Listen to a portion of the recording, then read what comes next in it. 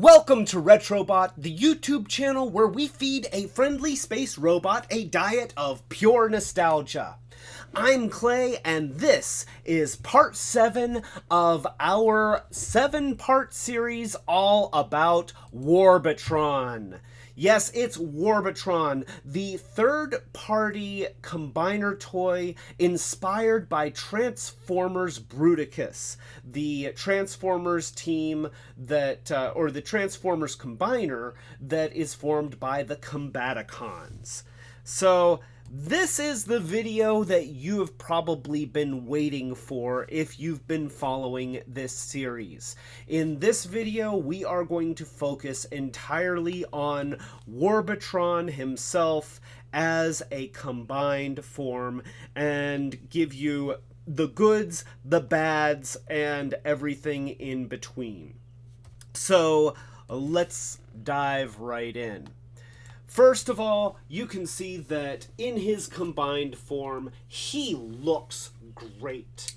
He is posable. He's got articulation in his shoulders. He's got a little bit of a pivot here, which allows his arms to go up and down like this. He's got rotating shoulders. He's got nice clicker joints that really support the weight. He comes with a really big, impressive gun, which I'm going to take out of his hand so that you can see Warbotron a little more clearly. He's got nice, strong, articulated hands with individual fingers that have knuckle joints. You know, each finger actually has 3 knuckle joints per finger. Two joints in the thumb, a ball joint here, so you can have the thumb up like this.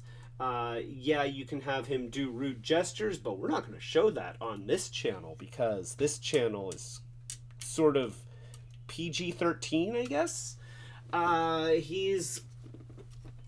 He's got lots of weapons. Of course, we've got that part that if you watched my video about Whirlwind, you will know how I feel about that part coming off. He's fantastically detailed. He's got a pivot at the waist, fully articulated legs, knee joints, and he's got ankle joints here. Big feet with clickers in them that support his weight really nicely. So the overall effect of Warbotron is just fantastic. He is awe-inspiring, and really, I feel like this is the reason that you want this set. If you are considering getting Warbotron, it's because he turns into this. And I'm just going to show him here for the most part because honestly he's too big for my table. He is big, he is beefy. The body proportions are really, really nice. And you can see that in the build here. He's got nice feet. The lower torso is beautifully constructed and very creatively so. As I mentioned in the Fierce Attack video, which I believe was part 5 of this series, they very creatively have Fierce Attack with a separate trailer section, and the trailer transforms into the lower torso. Which is very unique. They've never done that with the Transformers Combaticons, any of the versions of them. So that's a unique solution, and the proof is in the pudding at how effective it is. He's got a nice solid body. He's just cool. And if you bought this set and you just wanted to have him on display, you know, it is pretty much worth it because he's such a fantastic showpiece. And that's really That's the thing with Warbotron. He is first and foremost a showpiece for. I would say that the intent is for adult collectors. Yeah, sure, you could give it to a kid, and most kids are smarter than us old adults anyway, so they could probably figure it out. But I don't know that that children would appreciate the design here the way that an adult collector would. You also have additional cool things like the fact that they made sure that the rotors here can spin. In the Transformers episode where he was fighting on Cybertron, and he had, well, this is X-Ray, who is inspired by Shockwave. Bruticus takes Shockwave in his space gun mode, blows away some Decepticons, and then he's laying on the ground, and so he spins his rotors to chop up some other Decepticons, and that's something that the Combiner Wars Bruticus can't do. He can't spin his rotor blades because of the way that the helicopter mold was designed for that series. So yeah, he is significantly bigger than Combiner Wars Bruticus, much more detailed and much more solidly built. So those are the things that are going to strike you first about Warbotron. And I know what you're thinking. It's like, well, gee, Clay, that's a great review. You're just kind of gushing all over him. I've seen reviews like that before. And you know what? I've seen reviews like that before where the reviewer is just in love with the toy and pretends like there is nothing wrong. That's not the case here. And I do love Warbotron, but there are some issues that you should know about and be aware of before you buy, so that if you get them and you run into these issues, you go in eyes open. First of all, Warbotron is assembled with these plug-in joints, and you can see here. Let me switch the camera back. So here you go. Now you can see that that this peg here has this little spring-loaded thing, and these are on both sides. So you've got these little spring-loaded nubs, and they just plug straight into the sockets on Fierce Attack, the body component of Warbotron. Well, these work. They work really well. They work a little too well. On 3 out of the 4 of these, I got him assembled, and I could not get them apart. And I have read other reviews. I've read people on forums talking about, there were some unfortunate cases where somebody claimed that they actually broke their Warbotron trying to get these parts apart. So what I did was, using a hobby knife, and here, let me go back to the other view here. So using a hobby knife, I very carefully just shaved a little bit off of these pegs. Let me try and get this into a little bit of better focus, because this is worth getting right. So what I did was I shaved a little bit off of the back here to give it a little bit more of a slope, so that when you're pulling on it, it has a tendency to want to push down. Now, fair warning, if you do this, you do it at your own risk. Take just as little off at a time as you possibly can, because if you take too much, then it'll come out too easily and it won't support the thing. And then you're in trouble, because it would be very difficult to build that back up and make it support the weight. So there is a delicate balance between making it so that you can pull it out without too much effort and without breaking it, but not making it so easy that it just falls out. So make that modification at your own risk. Here's what you can do if this part does get stuck. If you notice right here in the front, there is a slot. That is the slot that this little spring-loaded tab is clicking into right there. And there's another one on the back side of this joint.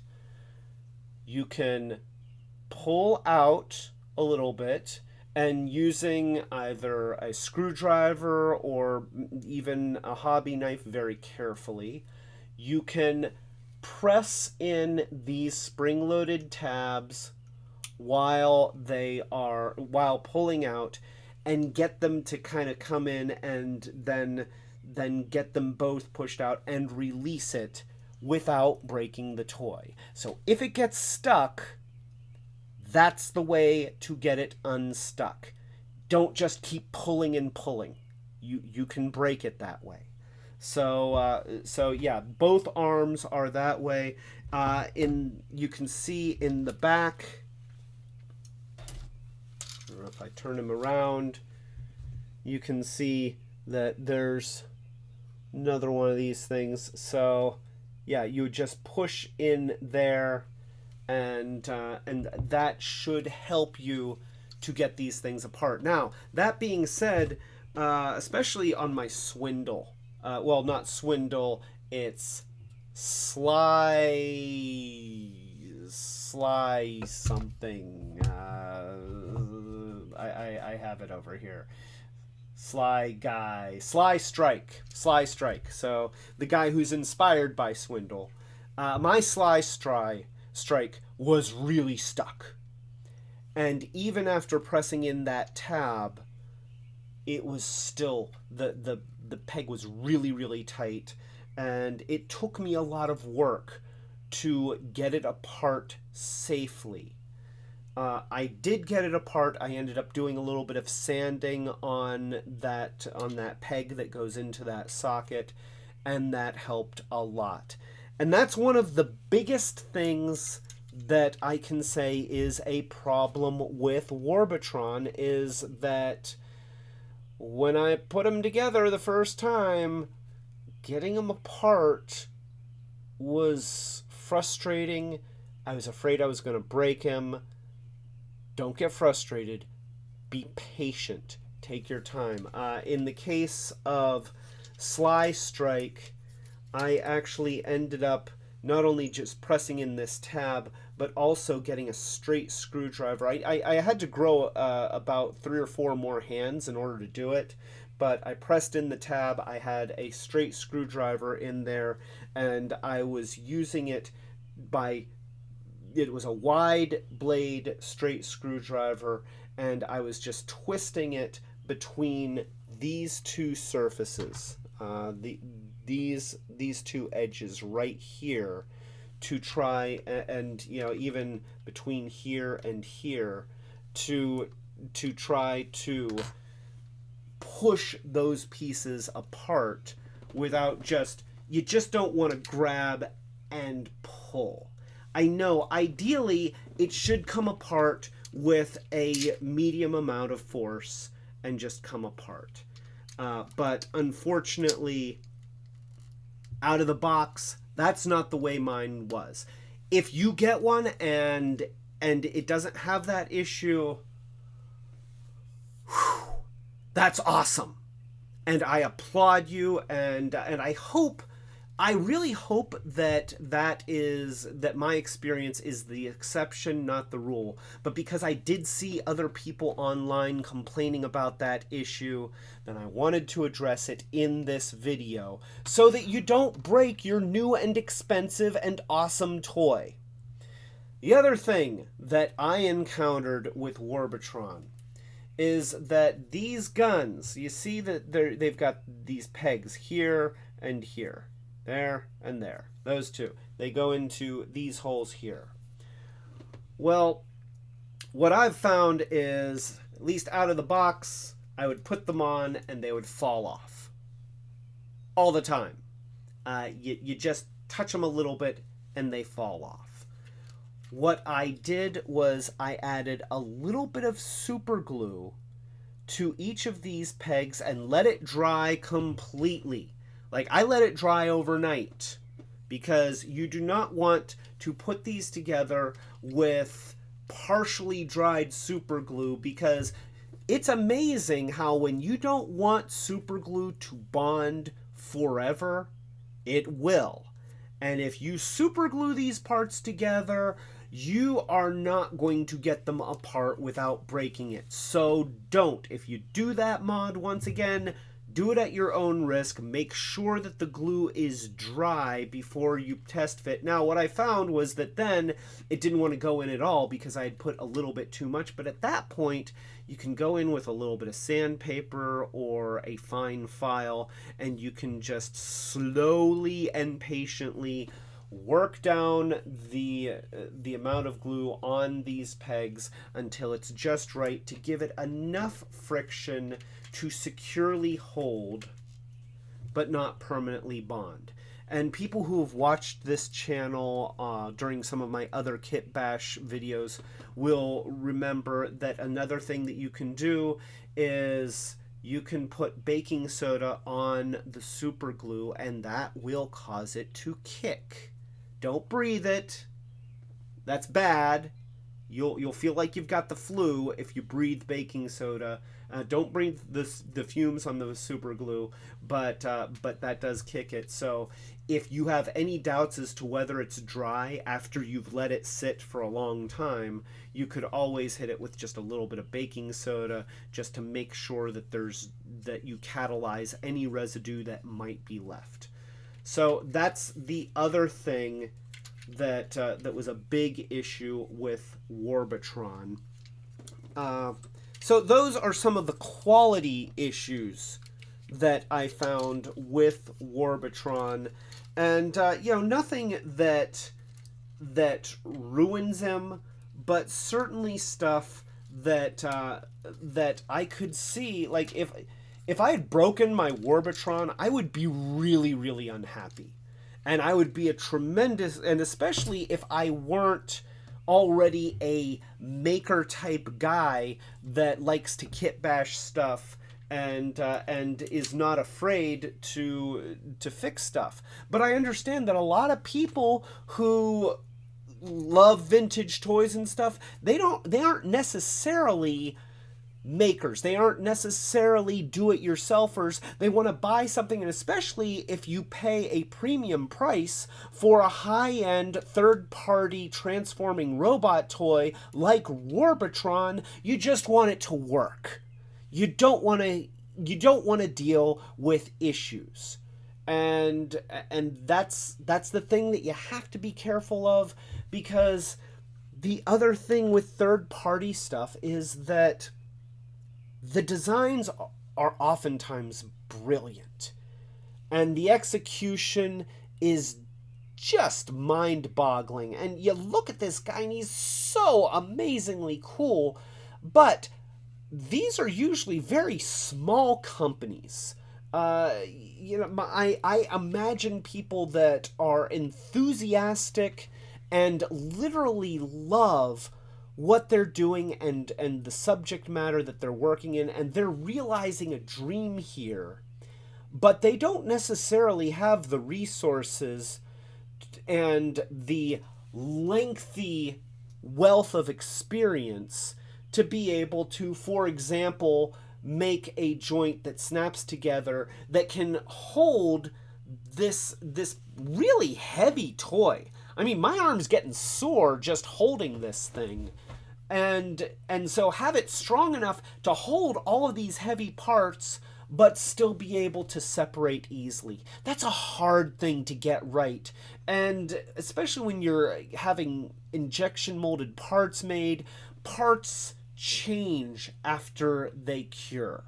They cool in the injection mold and they deform slightly. You get amazing precision with injection molding, but it doesn't mean that what you designed in the computer is exactly what you get. You get something really, really close.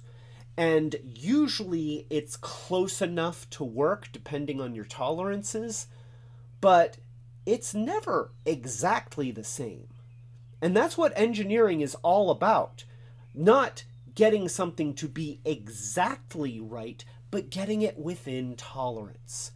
And so it's nothing against the makers of amazing toys like these when something is just a little bit off or something functions a little bit differently than it was intended. That should be expected. And as consumers, we need to kind of expect that. And I know that's a hard pill to swallow when, if you're paying the original price for Warbotron, you're probably paying like $350. And you're like, hey, you know what? If I'm buying a toy for $350, no, I don't want to have to sand anything or trim anything, but because of what it is that we're buying. We're not buying a Hasbro toy. We're not buying a toy from a company that has years and years of development history and has an entire customer service department and can afford to treat us with kit gloves. We are supporting a very niche industry. And you go into that and you say, hey, you know what? This is an industry that's really cool that I want to support. And yeah, I'm paying more, but look what I'm getting. And I'm going to have to be a little bit patient with stuff. And very oftentimes, these companies are still very eager to work with you if you have a problem, and they will try to solve your problems and help you out. So that is some of the stuff with Warbotron that I experienced. So on the design side of things, Warbotron comes with a bunch of instruction sheets. A different instruction sheet. I got, there's like an atlas of roadmap sized instruction sheets. A sheet for every character and a sheet for combining him into Warbotron. But what's not included in any of the instruction sheets is what you do with the extra bits when he is not combined. So in part 5, where I talked about fierce attack, I mentioned that the trailer transforms into the lower half. And the trailer, of course, is a trailer when fierce attack is in vehicle mode. But there's no third mode stated for when fierce attack is a robot.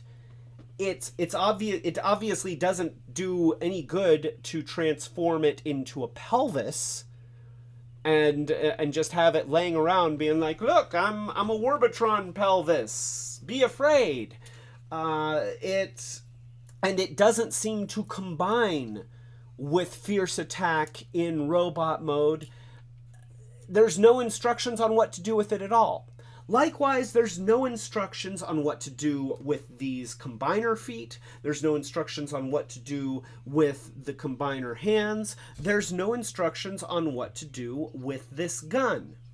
So there are signs of design intent. I'm gonna try and show this. So let me just it's hard to get the feet apart. So let's do that. We'll get that guy apart and get that guy apart. So here's some of the things. Here are the feet, and you can see that they are molded with treads in the bottom, and they have these cool guns, and they have these translucent pieces here, and they have a hinge here with these holes, and I don't know what any of them are for. No idea. I can tell you that there is a little peg right there, a little tab right there, and a rectangular hole right there, and then a tab on this one, and a rectangular hole here, which enables you to take these and stick them together like that. I don't know what that does. I don't know what that's for. I have seen, I saw an article all about Warbotron that was an older article, because of course Warbotron originally came out in 2014, and it showed putting this gun together with these things. It was let's see. So what he did was he had these guns facing forward, and then he attached the hands to either side, and then he had this, I think, pegged in, let's see, where was it? I think it was right in here. Maybe it was that one. Maybe. Oh wait, maybe it was this one. I don't know.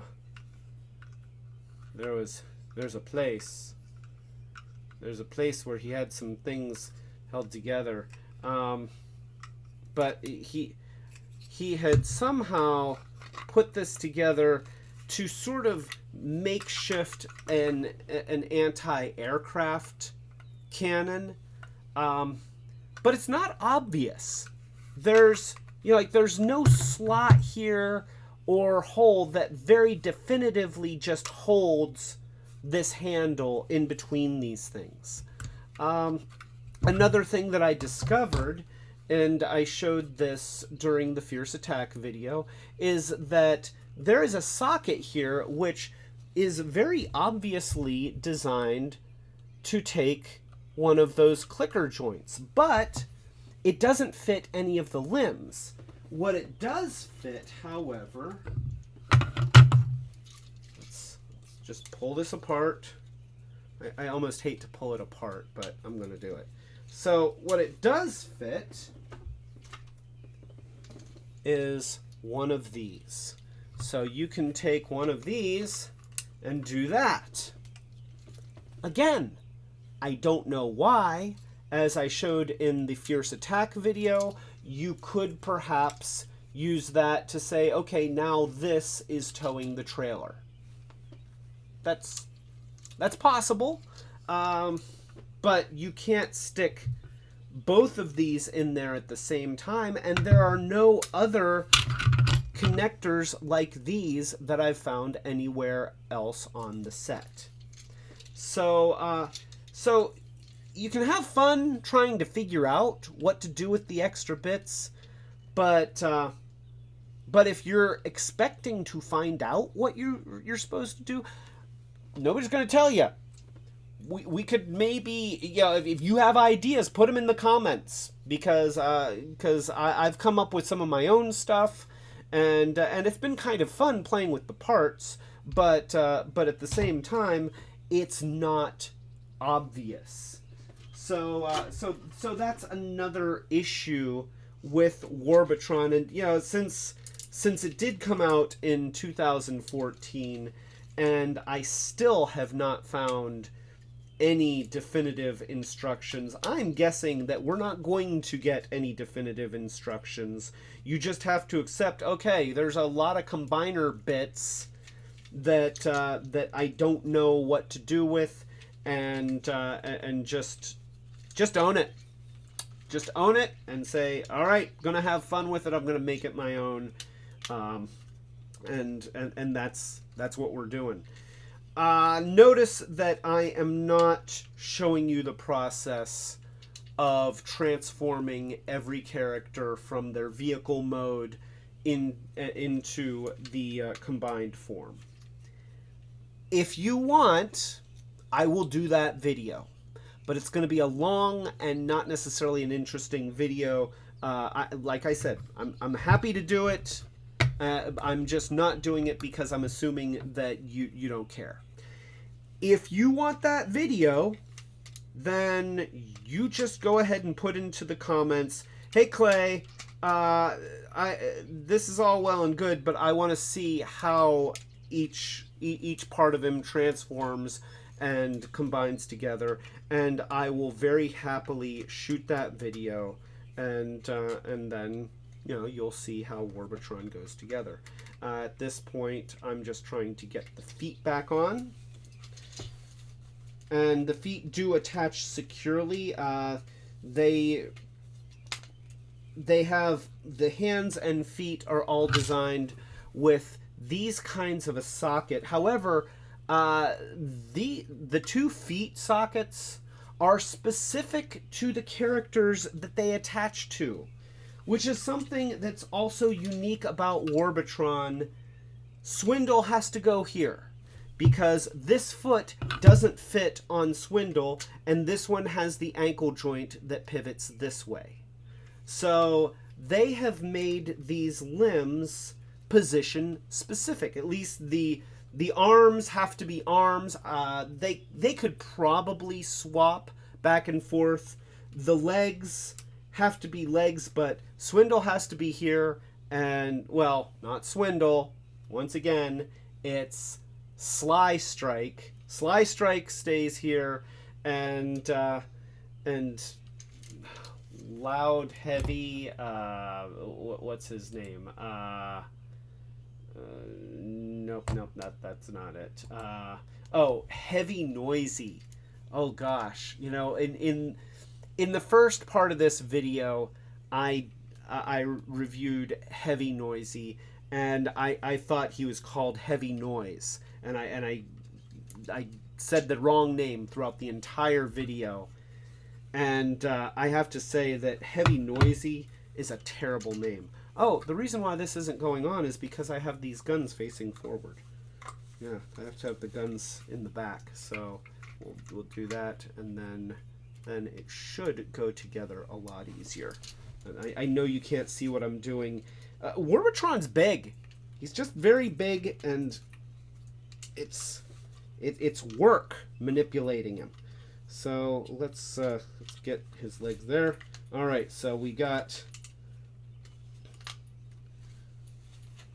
a Sly Strike that is there, and now we've got Heavy Noisy. Oh my gosh, that's a terrible name.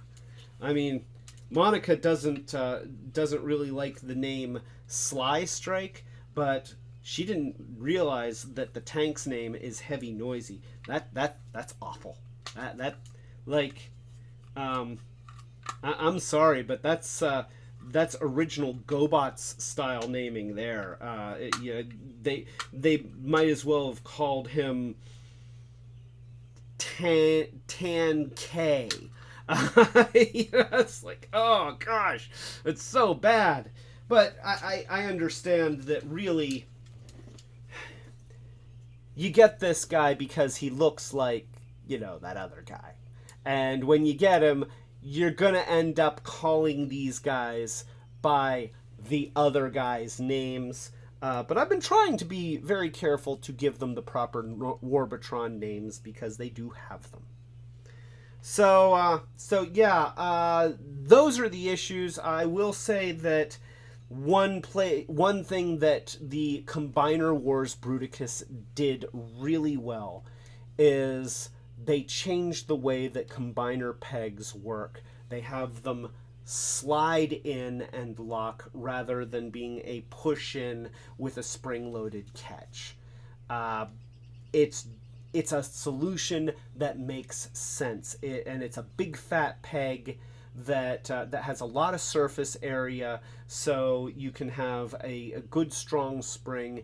The push in and lock has always been problematic, and I applaud the designers of Warbotron for having as successful of a joint as they did. But gosh, obviously we've seen that it does have some issues. So that is Warbotron. There are issues. I'm not going to lie. There are issues, and if you get him, you may run into any number of those issues. Don't panic. You can deal with it. But just be aware that if you get one of these, that can be the case. That being said, look at him. He is awesome. I mean, this is so now that I've picked apart all of the stuff that could make you mad, just look at this guy. This is a work of art. And I love this set, and I am so glad that I got it. He is cool. We got the add-on kit that gives you X-ray. I'm probably going to do some detail painting, but he can transform and turn into a space gun that Warbotron can hold. That's awesome. So, if you are a die-hard Gen 1 fan, or just a robot lover in general, or you just love combiners, whatever the case, this will make you happy. This will make you happy. He's hard to come by now. All the sites all the regular retailer sites that I've found show him as sold out. I received him several weeks ago. This is May of 2021 at the time of this recording, and I would say that I received him about a month ago after pre-ordering him from Big Bad Toy Store. He was on super sale. Monica saw it and said, oh, Clay's really gonna love this. I'm going to get it for him. And she did, because she loves me. And then it took a long time for him to come in, and then it did. And I didn't even know that I was waiting for him until he came in, and that was great. I'm glad that she got it on super sale, because honestly, the retail price is a little bit rich for my blood, at least at this point in my life. I hope that changes. If I can monetize this channel, then that would help. So if you haven't subscribed, please subscribe, and tell all your friends and family to subscribe and watch the videos and give them thumbs ups, and tell their friends to watch the videos and subscribe and thumbs up, and then eventually we'll be able to monetize, and then I can take some of that money and buy things like this at regular price. It could happen. So that's it. That is Warbotron, the third-party transforming robot combiner toy that is inspired by Transformers Bruticus, formed by the Combaticons. It is fantastic, but it's not perfect. Go in eyes open and enjoy, because he's worth the effort. He's great. So, that's it. That is Part 7, the final part of this series, all about Warbotron. If you like this video, again, please subscribe, click the thumbs up button, click the notification bell so that you know when we're doing more of these short circuits videos, which we try to do a couple each week. Sometimes more, sometimes less. Also, you will know when we're doing our weekly live stream videos We live stream usually every Friday at 8 o'clock Eastern United States time. And it's kind of a party atmosphere. We pick a theme. If you join the chat, then we will say hi and we will toast to you. And we've got a great community that are very welcoming and a lot of fun. So yeah, check that out. It's awesome. And other than that, this is Clay telling you to keep it retro bot. Yeah, Retrobot, because it's the name of the channel. And if you keep it Retrobot, then it'll be very retro and bot.